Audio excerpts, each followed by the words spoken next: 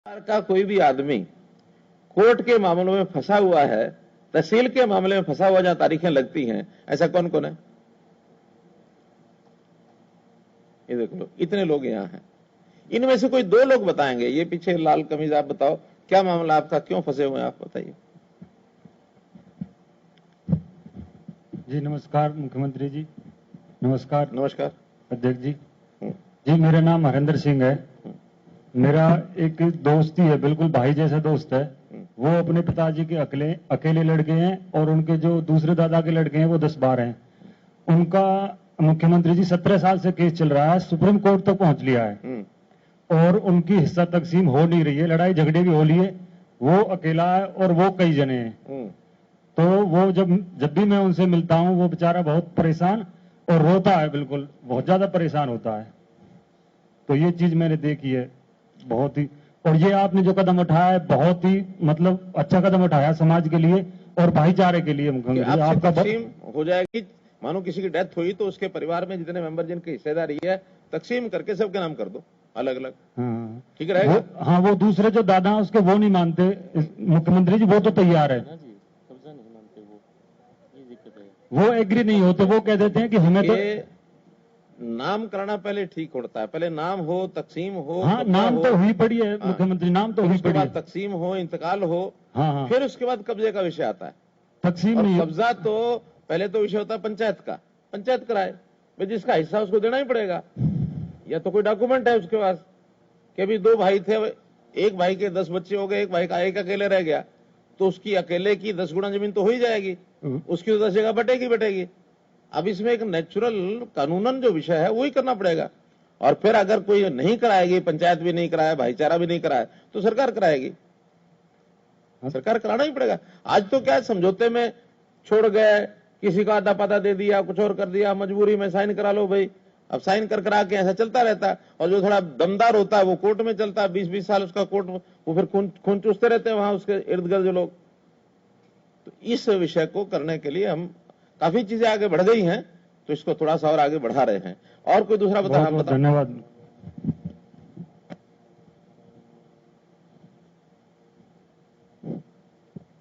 नमस्कार मुख्यमंत्री महोदय, मैं गांव संडवा से हूँ जी, तहसील तोशाम, जिला भिवानी से। सर हमारे गांव में एक मुख्य समस्या है जो ये मुरवाबंदी न होने के कारण, उसके कारण लोगों के आपसी झगड़े बढ़े हुए हैं। आप क्या तकसीम वो नहीं, कंसोलिडेशन नहीं हुई है? नहीं। तो खुद हमारे घर में ये एक ऐसा मामला था जिस रास्ते से हम खेत में से जाते हैं, वो जो आगे जो खेत लगता है उसके वो जाने नहीं देते हैं और उसके विवाद के कारण छिटपुट घटनाएं मैं मेरी खुद की बता रहा हूँ और अन्य लोगों के साथ भी होती रहती है।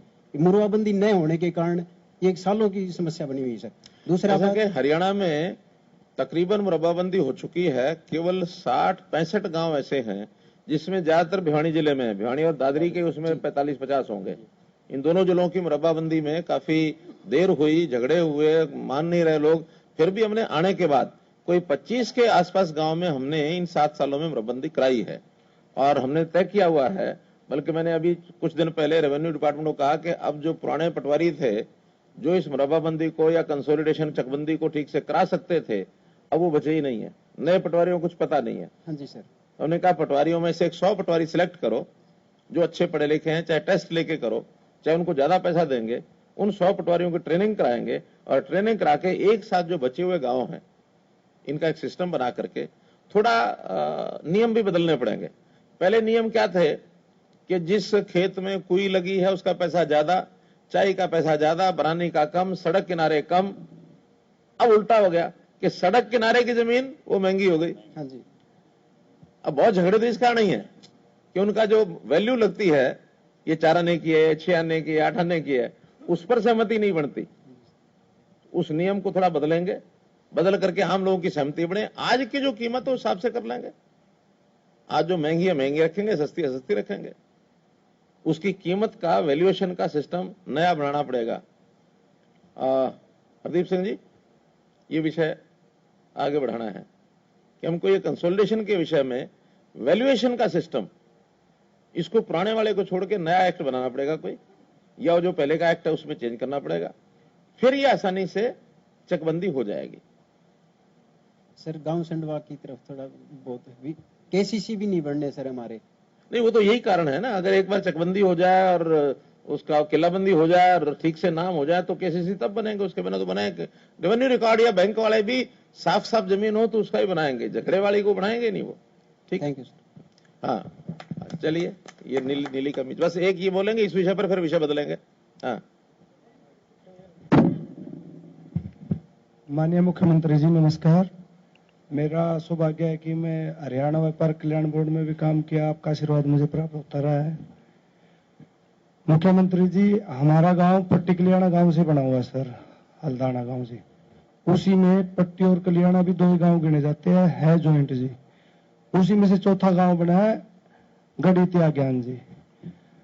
मान्यवर, जो जमीन 772 बीघे करीब पट्टी कल्याणा का टोटल रकबा माना जाता है, उसमें से गढ़ी को चौथा हिस्सा मिला है जी, बाकी पट्टी और कल्याणा के पास में है। लेकिन हल्दाना जब स्टार्ट में 1959 में पंचायत अलग हुई तो उसे कोई हिस्सेदारी नहीं दी गई जी। 13 एकड़ जमीन है, उसमें से भी आधे से ज्यादा खराब होगी सर। इस विषय में कुछ प्रकाश डालें सर थोड़ा। खराब किस चीज से खराब हुई? पट्टी कल्याणा से चौथा हिस्सा स्टार्ट में पहली पंचायत हल्दाना की बनी थी सर 1959 में सर। तो हल्दाना अलग हुआ तो उसको रकबा नहीं मिला उसके हिस्से का जी।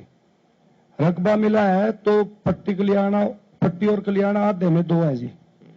चौथा हिस्सा हमारे बाद में गढ़ी त्याज्ञान पंचायत बनी, उसको चौथा हिस्सा मिल गया।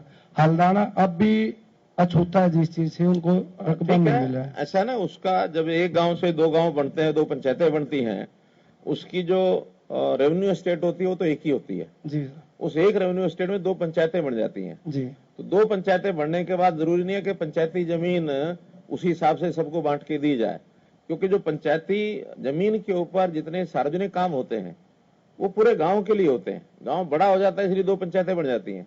मान लो कोई पंचायती जमीन में स्कूल बनाना है, अस्पताल बनाना है, अब वो एक पंचायत का नहीं होता, वो एक गांव का होता है। तो उसका कोई नियम होगा, पता करेंगे, फिर भी आप अपनी समस्या को लिख करके। उसमें गोचरान की भूमि थी सर, वो गोचरान को दोबारा से जब चकबंदी के बाद में करा गया तो गुजरान पाना करके कुछ परिवारों ने आज भी उसमें जबरन उगाई। मैं वही कह रहा हूँ, ये रेवेन्यू का काम है, आप लिख करके एक बार पहुंचा दें। रेवेन्यू सेक्रेटरी जो हैं हमारे, उनको चाहे मिल भी लें, संजीव कौशल FCR हैं, उनसे आप मिल लें, मिल करके अपनी समस्या समझाएं। कोई नियम कानून इसके क्या है मुझे एकदम पता नहीं है कि जब एक पंचायत की दो पंचायतें बनती है उसमें फिर जो कॉमन लैंड होती है उसका क्या बनेगा, उसका कोई ना कोई विषय बताएंगे। और अगर हमें ऐसी समस्याएं कई जगह की ध्यान में आ गई और कोई कानून बढ़ाना हो तो हम कानून बढ़ा देंगे। उसमें लोगों की समस्या को हल करना हमारा मुख्य हेतु ये है। रूल बनाना रूल बनाओ, कानून बनाना कानून बनाओ, वो तो हमारा काम है, बढ़ा देंगे। हाँ, संविधान की जो भावना होती है उस भावना के विरुद्ध नहीं होना चाहिए। कोई केंद्रीय कानून होता है उसकी भावना के विरुद्ध नहीं होना चाहिए। हम सब कर देंगे, आप लिख करके एक बार उनको दो। बहुत बहुत धन्यवाद मुख्यमंत्री। चलिए इस विषय को यहाँ बंद करते हैं, आगे चलते हैं। अरे आगे चलते हैं, एक एक आपका क्या है कि इंडिविजुअल विषय शुरू हो जाएंगे। उस गांव का ये विषय, मैंने इसलिए विषय नहीं छेड़ा, वरना तो ये सबके ही कोई ना कोई विषय निकलेंगे। वो तो मैं केवल 2 लोगों को 3 लोगों को इसलिए बैठो इसलिए पूछा है कि मुझे विषय थोड़ा सा आपको कितना ध्यान में है, मुझे भी ध्यान में आ जाए। अब जैसे उन्होंने विषय ध्यान कराया वो सारा मुझे ध्यान में है, इन्होंने बताया भिवानी वाले वो सारा मुझे ध्यान में है। ये एक नया विषय आ गया जो पट्टी कल्याणा का आ गया, ये पहली बार आया है। तो हम तो ऐसी कुछ चीजें जो ढूंढते हैं ताकि लोगों को सुख सुविधा कैसे पहुंचा सकें। समस्याओं के हल के लिए ये बैठक नहीं है। समस्याओं का हल तो जब कभी कोई ऐसा विषय आएगा आप अपना लिख के दे जाओगे। हमारे कृषि विभाग, कृषि मंत्री हैं, प्रदेश अध्यक्ष किसान मोर्चा हैं, या CM ऑफिस में पहुंचाओगे तो हम भी उन्हीं के माध्यम से वो सारी चीज कराएंगे। अपनी व्यक्तिगत समस्याओं को अलग रखो। केवल ये तो एक सुझावात्मक मोर्चे की संगठनात्मक बैठक है कि इन विषयों का विचार करते हैं। अब जैसे मैंने 2 विषय छेड़े, अभी मेरे पास 15 विषय और हैं। अगर एक ही विषय पर चलते रहे तो फिर तो 3 दिन 4 घंटे लग जाएंगे। अब जैसे हमने कीमत नहीं मिलती पूरी, और जो आज एक विवाद बना हुआ है हरियाणा और पंजाब में, उस विवाद के बारे में भी आपको पूरा अध्ययन करना चाहिए। यहां इतना विषय नहीं कि सारी बातें बताई जा सकती हैं, लेकिन तीनों कानूनों को ठीक से अध्ययन करना ये हमारा काम है। कौन कौन है जिन्होंने 3 कानूनों को पूरा अध्ययन किया, पढ़े हैं? सारे बहुत कम है। इस पर तो सबका हाथ खड़ा होना चाहिए। आखिर हम किसान नेता हैं, किसान नेता है तो इनकी जानकारी हमें मिलनी चाहिए, और उसका विरोध क्या जो कर रहे हैं उनकी जानकारी भी होनी चाहिए। एक बहस का ये मुद्दा ये किसान वर्ग में बनना चाहिए, क्योंकि हमारा मानना यह है कि जो विरोध कर रहे हैं उनको इन कानूनों से इसका क्या लाभ होगा, क्या हानि होगी, इसका कोई सरोकार नहीं है।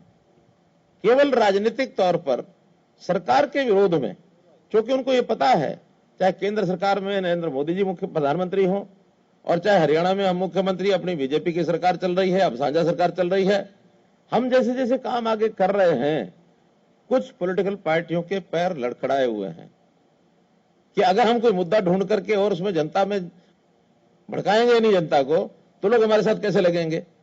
तो उन्होंने एक ये मुद्दा छांट लिया और इस चीज का विरोध करना है, उसमें चाहे कांग्रेस के लोग हों चाहे वामपंथी हो।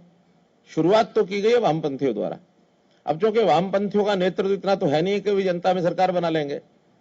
अब इसमें तवे पर रोटियां सेकना चाहती है कांग्रेस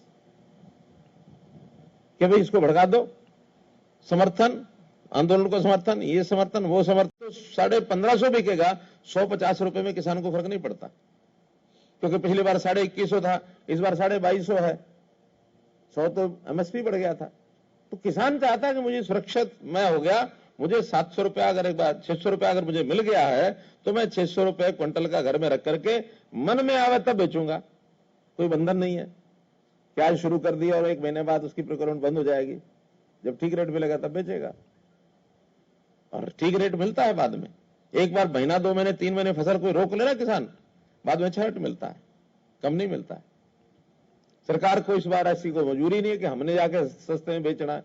हम 25% खरीद रहे हैं, वो लोगों को पीडीएस में दे देंगे। खाने के लिए 3-4 महीने बाजरा शरीर के लिए अच्छा होता, सबको खाना चाहिए। तो इसलिए एमएसपी। फिर हमने ये भावांतर भरपाई शुरू की।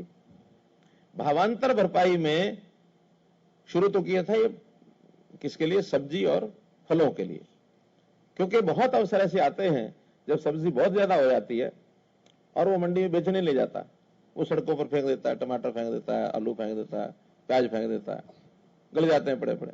हमने कहा नहीं, खाने की चीज है, फेंको नहीं। जिस भाव बिकता बेचो, जे फार्म ले आओ, उस एरिया के रेट के हिसाब से आपकी अगर कीमत पूरी नहीं हुई तो वो पैसा भावांतर भरपाई का हम देंगे। इससे बड़ी और कोई बात हो सकती है कि नफा थारा घाटा सरकार का, इससे बड़ा कोई हो सकता है आश्वासन। तो इसलिए ये योजनाएं हमने बनाई हैं, इन योजनाओं पर लोग अब उस का लाभ भी लेने लग गए हैं। अब आजकल आधुनिक खेती करने के लिए एक नई व्यवस्था केंद्र सरकार ने हमको दी, एफपीओ।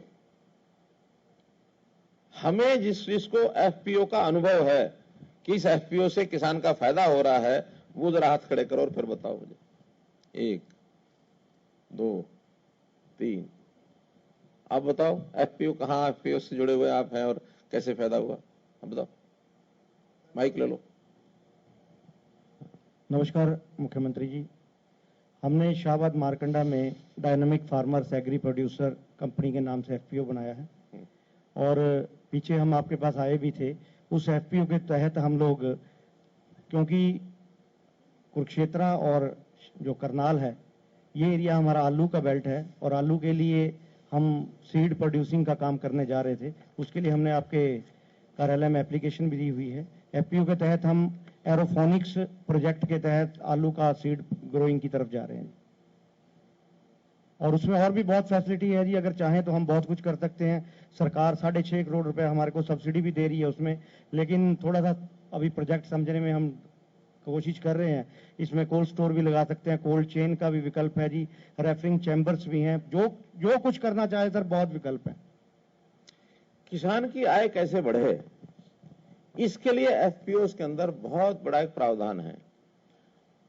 थोड़ा उसमें समझना जरूरी है। पढ़ाई लिखाई करके आदमी अगर उसमें घुसेगा, नियम उसके क्या हैं, पैसा उसमें कैसे मिलेगा, उसकी बिक्री कहां करनी है, आमदन कैसे होगी। क्योंकि अगर हमने पैसा बैंक से ले लिया और वापस लौटा नहीं पाए तो फिर हम उस चक्कर में फंस जाएंगे। इसलिए उसका अध्ययन करके आज हरियाणा में 600 एफपीओ हैं, और उन 600 एफपीओ में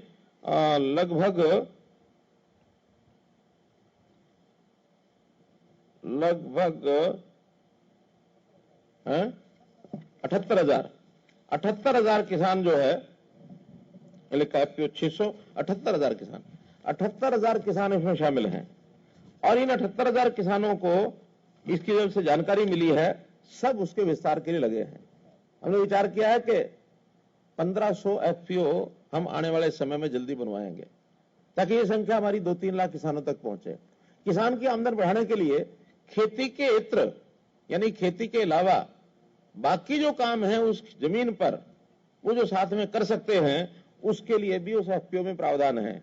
मानो कुंभी फार्म बनाना है, मानो मछली फार्म बनाना है, मान लो फूल की खेती करनी है, पशुपालन करना है, मधुमक्खी है, कोल्ड स्टोरेज है, और अपनी मार्केट को यानी चीज को बेचने के लिए वहां छोटी अपनी मंडी भी बना सकते हैं कि सारे किसान उस एफपीओ को जुड़े हुए वो वहां ले आए और वहां से जिसने खरीद के ले जाना ले जाए। ऑनलाइन ट्रेडिंग ये भी कर सकते हैं। आधुनिक खेती एफपीओ के माध्यम से करने के सारे सिस्टम बनाए गए हैं। इसलिए इसमें भी हमें अपने किसानों को प्रोत्साहित करना चाहिए कि वो एफपीओ में जाएं। और ये जो खेती कम होने के बाद भी, जैसे अभी मैंने मधुमक्खी पालन का एक प्रेजेंटेशन 4-5 दिन पहले दिया गया, अभी तक सिर्फ 3,000 किसान हैं जो मधुमक्खी पालन करते हैं। हर साल डबल किए जाएं, ये हमने डिपार्टमेंटों को कहा है। 2030 तक की पूरी प्लानिंग बनाई है, क्योंकि उसमें तो डब्बे लेने हैं। 100 डब्बे रख लिए, उस 100 डब्बे का खर्चा भी जितना आता है वो सारा हमको सब्सिडी भी मिलती है उसमें।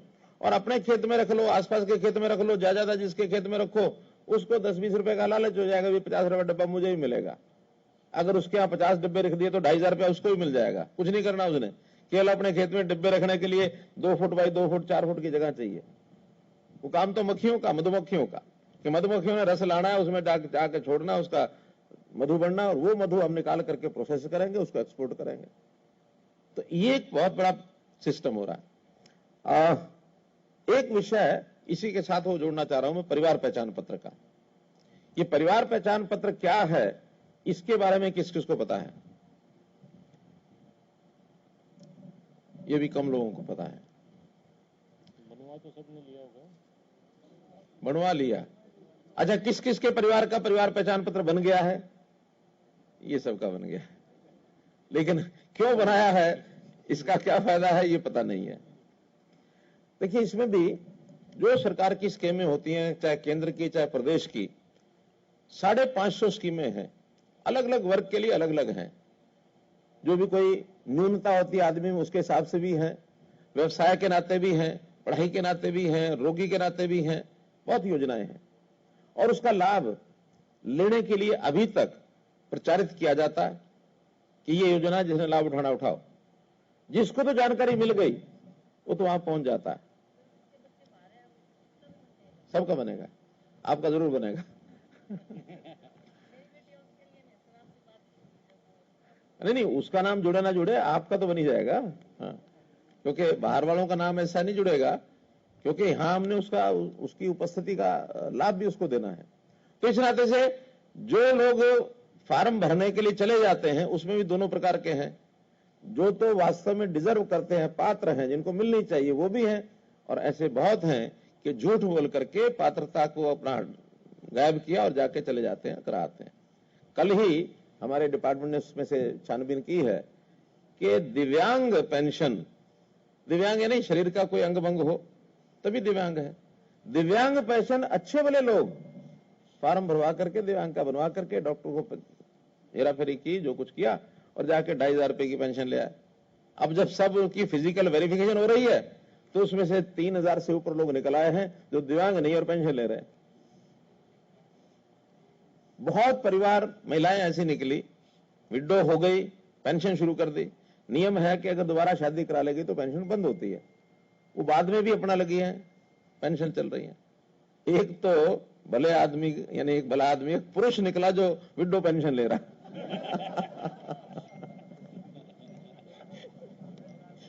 बढ़वा लिया उसने अपना रिकॉर्ड कहीं ना कहीं से।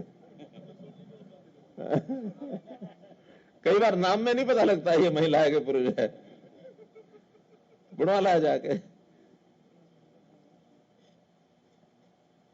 सिंह लगा दिया पुरुष हो गया, कौर लगा दी तो महिला हो गई और कुछ दोनों छोड़ दिया तो पता ही नहीं लगता।